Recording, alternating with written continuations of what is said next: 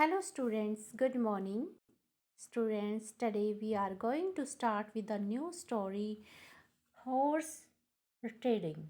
Yes, the story name of the story is Horse Trading.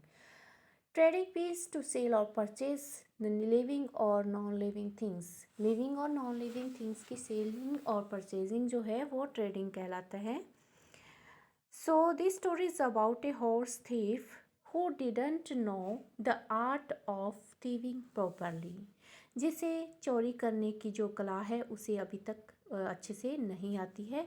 तो ये story एक ऐसे थीव के बारे में, एक ऐसे चोर के बारे में है. Yes, guilty mind is always suspicious. Guilty mind यानी कि दोषपूर्ण. Guilty means fault. जहाँ पे जिस माइंड में फॉल्ट हो, जिस माइंड में कोई दोष हो, तो वो हमेशा सस्पिशियस होता है. उस पे जो है हमेशा जो है हम संदेह करते हैं. डाउटफुल होता है. Suspicious means doubtful.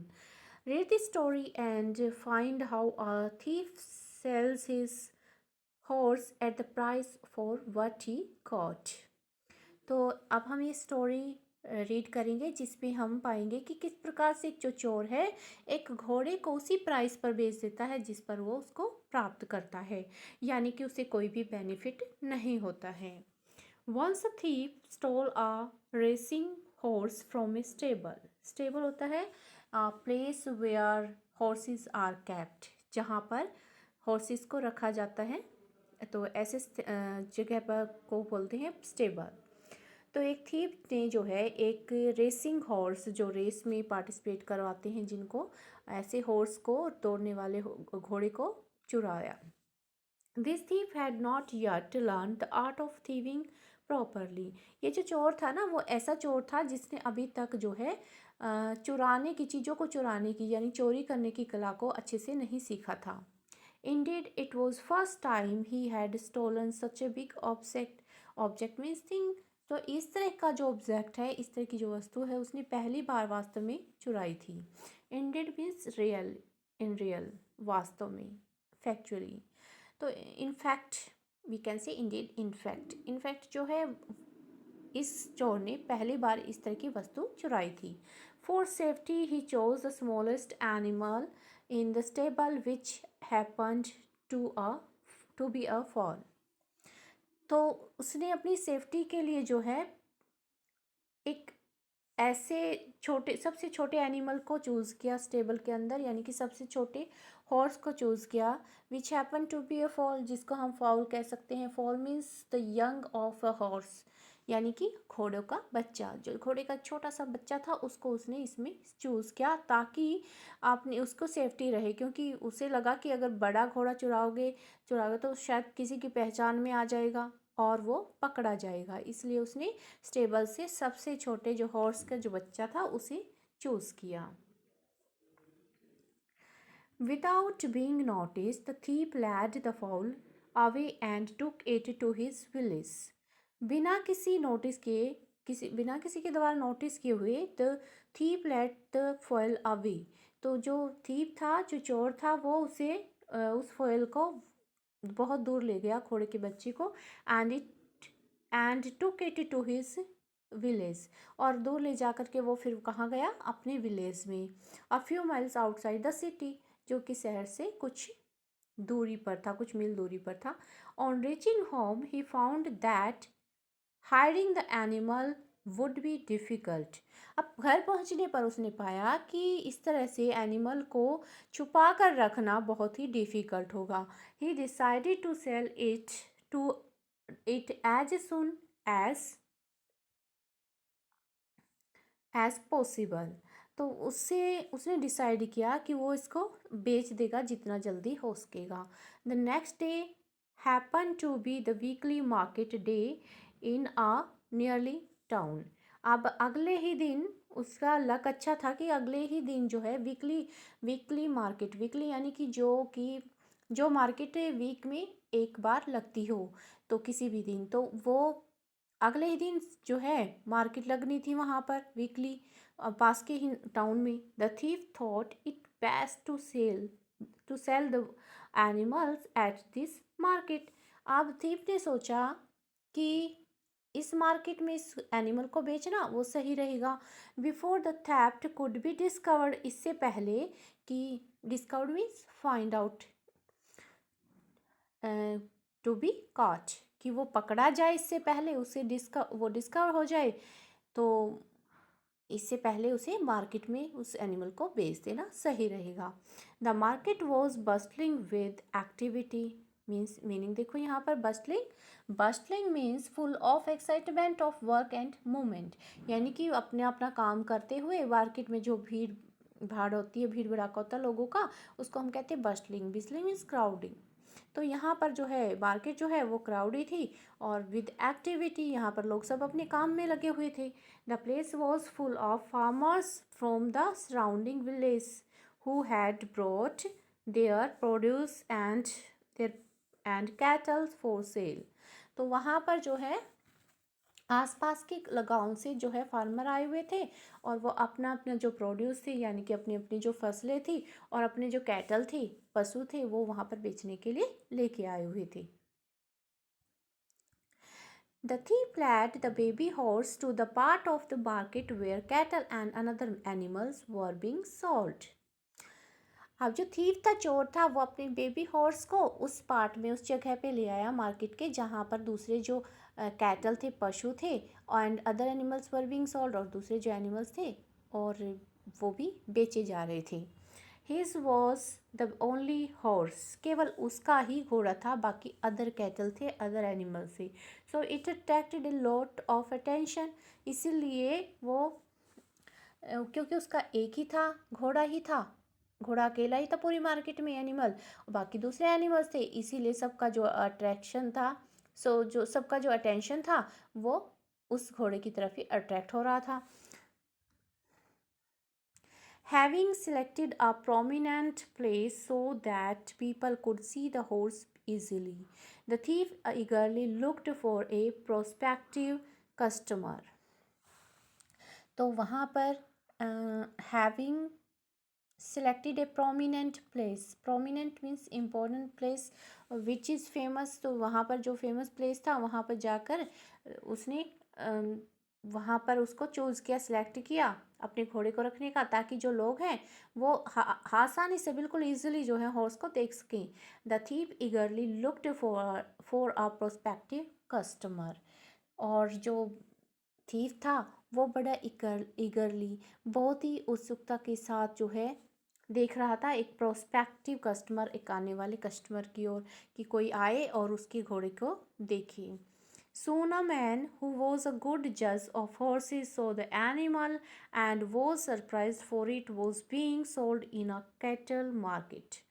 एक बहुत जल्दी ही एक जो मैन है वहाँ पे आया जो बहुत अच्छा जज था, यानी कि बहुत अच्छे से वो हॉर्सेस का बहुत अच्छा जज था, यानी कि वो हॉर्सेस के बारे में बहुत कुछ जानता था।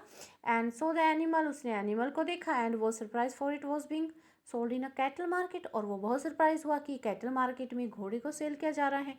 ही approached the animal and inspected it. Approached means came near, अब उसके जो है वो एनिमल के बहुत नज़दीक आया, and inspected it, inspected means examined, और उसको एग्जाम किया, उसको अच्छे से देखा। How old is this horse, he asked the thief, उसने थीप से पूछा, चोर से पूछा कि वो कितना बड़ा है, यानी कि उसकी एज क्या है। How old is the horse, horse की जो है एज कितनी है। He asked the thief, thief से पूछा। दैट यू मस्ट जज for your self, replied the thief, अब चोर ने उत्तर दिया कि तुम खुद ही जज कर लो, खुद ही एग्जामिन कर लो भी कितनी है। Who had no idea of the horses age, जिसको कि हॉर्सेस की एज का आइडिया ही नहीं था। तो थीफ जिसको एज का आइडिया ही था उसने ऐसा आंसर दिया कि खुद ही जज कर लो। The customer was surprised at the horse dealer's ignorance, और इस तरह से हॉर्स का जो डीलर था उसकी इग्नोरेंस, यानी कि उसकी अज्ञानता, कि उसे पता ही नहीं है कि उसकी एज कितनी है, तो इस बात से वो बहुत सरप्राइज था, बहुत हैरान था। He was wonder about it, कि एक घोड़े को सेल करने वाला जो है उसको उस घोड़े की एज का ही नहीं पता। सो how many, so he asked again one more question, how many teeth has he cut, और उसके कितने दांत जो हैं वो हैं, मतलब कितने दांत आए हैं, आज द कस्टमर ने पूछा, सो दैट ही कुड जज the age of the horse, अब ताकि वो जो है हॉर्स की एज को का पता लगा सके, look into his mouth and you will see for yourself, अब तुम उसके माउथ में देखो उसके, और तुम खुद ही देख लो कितने हैं उसके दांत, उसके कितने टीथ हैं, रिप्लाइड द थीप, थीप ने उत्तर दिया, क्वाइट एनॉयड बाय नाउ, और इस बार वो थोड़ा सा नाराज़ हो गया, उसने शो किया, एनॉयड मीन्स होता है शोड रिसेंटमेंट, थोड़ी सी रिसेंटमेंट, थोड़ी जो है नाराज़गी उसने जताई। The customer became suspicious doubtful, अब जो कस्टमर है वो डाउटफुल हो गया कि ज़रूर कुछ ना कुछ दाल में काला है, कि एक घोड़े को सेल करने वाला अपने कोई भी ऑब्जेक्ट को, कोई भी चीज़ को मान लो लेके आया है और उसे उसके बारे में कुछ नहीं पता, he doesn't know even the age of the horse and he doesn't know how many teeth has he cut, so it was very doubtful for the customer. A horse trader should know the essential facts about a horse he is offering for sale. क्योंकि एक horse trader को ये बहुत अच्छे से जानना चाहिए, जानना आवश्यक होता है, एसेंशियल मीन्स इट्स नेसेसरी, तो उसे एक अच्छा से जानना चाहिए कि एक फैक्ट्स के बारे में, उन तथ्यों के बारे में, हॉर्स के बारे में जो उसको हॉर्स को बेचने के लिए आया, ऑफर करने आया है, सेल के लिए। ही wandered whether the foil had been brought up by the trader, वो वंडर हो जाता है, वो बड़ा सरप्राइज हो जाता है कि जो ट्रेडर, जो फॉयल है वो एक ट्रेडर, एक व्यापारी के द्वारा ही लाया गया है, या फिर ये ट्रेडर ना होके कोई और है। What price do you want for this horse, अब वो थर्ड क्वेश्चन पुट करता है, वो कहता है कि तुम्हें इस हॉर्स का क्या प्राइस चाहिए। The thief had no idea what a good horse would cost. अब जो thief था उसे नहीं पता था, आइडिया ही नहीं था कि एक अच्छे हॉर्स की जो है वो क्या कॉस्ट हो सकती है। Pay me 100 rupees and take it away, मुझे केवल मतलब 100 रुपीज़ दो और इसे ले जाओ, सेड द थीफ, थीफ ने कहा। The customer at once understood that the horse trader knew neither the breed of the horse nor its correct price. Breed means of a particular kind और race, मतलब किसी प्रकार की भाई उसकी जो रेस को जानना, उसकी प्रजाति को जानना, ठीक है। तो कस्टमर जो था वो एकदम से समझ गया कि जो हॉर्स ट्रेडर है वो ना तो उसकी ब्रीड को के बारे में जानता है कि उसकी ब्रीड कौन सी है हॉर्स की, और ना ही उसके एक्चुअल प्राइस को जानता है। Correct means actual. The thief had quoted an extremely small price for this horse, was a racing horse of such a fine breed that it could easily have fetched a lakh of rupees. Fetch means bring. Fetch means होता है bring, और जो वो जो है thief है वो had coated extremely small price की, जो थीप है उसने तो बहुत ज़्यादा, बहुत ही कम प्राइस जो है इसके कॉट किए हैं, बताए हैं। For this horse was a racing horse of such the fine breed, और ये हॉर्स जो है वो एक रेसिंग हॉर्स है, और इस तरह की जो फाइन ब्रीड है, इस तरह की जो वैरायटी है घोड़े की अच्छी, तो ऐसे में तो इस ये घोड़ा उसे जो है 1 लाख रुपीज़ तक दिला सकता था। Obviously the horse didn't belong to the seller, और nor was the seller and expert on horses, और द हॉर्स है ना तो उस सेलर से बिलोंग करता है, और ना ही सेलर जो है हॉर्सेस के मामले में एक्सपर्ट है, वो हॉर्सेस के बारे में कुछ नहीं जानता है। Now we will read next in next story, um, in the second part. What will happen if the customer purchase the horse or not? What happen next if the thief get a good price of the horse, or he sell at loss? So we will read in the next part. be continue. Okay, students, goodbye.